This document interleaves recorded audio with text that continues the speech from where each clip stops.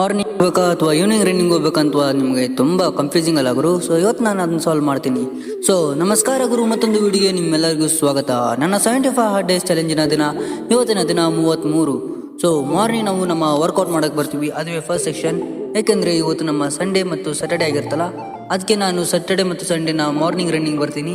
ಅದಾದ ನಂತರ ನಾನು ಫಸ್ಟ್ ಸೆಕ್ಷನ್ ನನ್ನ ವರ್ಕೌಟ್ ಎಲ್ಲ ಕಂಪ್ಲೀಟ್ ಮಾಡ್ತೀನಿ. ಅದಾದ ನಂತರ ನನ್ನ ಕ್ರೇಟಿನ್ ಅದೆಲ್ಲ ನಾನು ಆ್ಯಸ್ ಯೂಸ್ವಲ್ ನನ್ನ ಡೇಸ್ ಕಂಪ್ಲೀಟ್ ಮಾಡ್ತೀನಿ.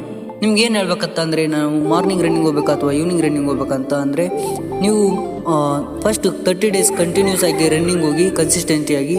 ಅದಾದ ನಂತರ ನೀವು ಬೇಕಾದರೆ ಮಾರ್ನಿಂಗ್ ಅಥವಾ ಹೋಗ್ಬೋದು ಅಥವಾ ಈವ್ನಿಂಗ್ ಅಥವಾ ಹೋಗ್ಬೋದು. ಮತ್ತು ನೀವು ಫಾರ್ ಬೆಟರ್ ಅಂದರೆ ಮಾರ್ನಿಂಗ್ ಹೋದರೆ ನಿಮಗೆ ಭಾಳ ಎನರ್ಜಿಕ್ ಆಗಿ ಇರ್ತೀರಿ ಮತ್ತು ನಿಮ್ಮ ಡೇಸ್ ಚಲೋ ಹೋಗುತ್ತೆ. ಸೊ ಅದಕ್ಕೆ ನೀವು ಮಾರ್ನಿಂಗ್ ಹೋದರೆ ಚಲೋ, ಆದರೆ ನೀವು ಫಸ್ಟು ಕನ್ಸಿಸ್ಟೆಂಟಿಯಾಗಿ ರನ್ನಿಂಗ್ ಹೋಗಿ ಮಾತ್ರ. ಅದಾದ ನಂತರ ನನ್ನ 3rd ಸೆಕ್ಷನ್ ಸ್ಟಡೀಸು ಕಂಪ್ಲೀಟ್ ಮಾಡ್ತೀನಿ. ಅದಾದಮೇಲೆ ನನ್ನ ಇವತ್ತಿನ ಬಾಡಿ ಕಂಡೀಷನ್ ಇದು. ಸೊ ನಾಳೆ ಸಿಗೋಣ, ಬಾಯ್ ಬಾಯ್.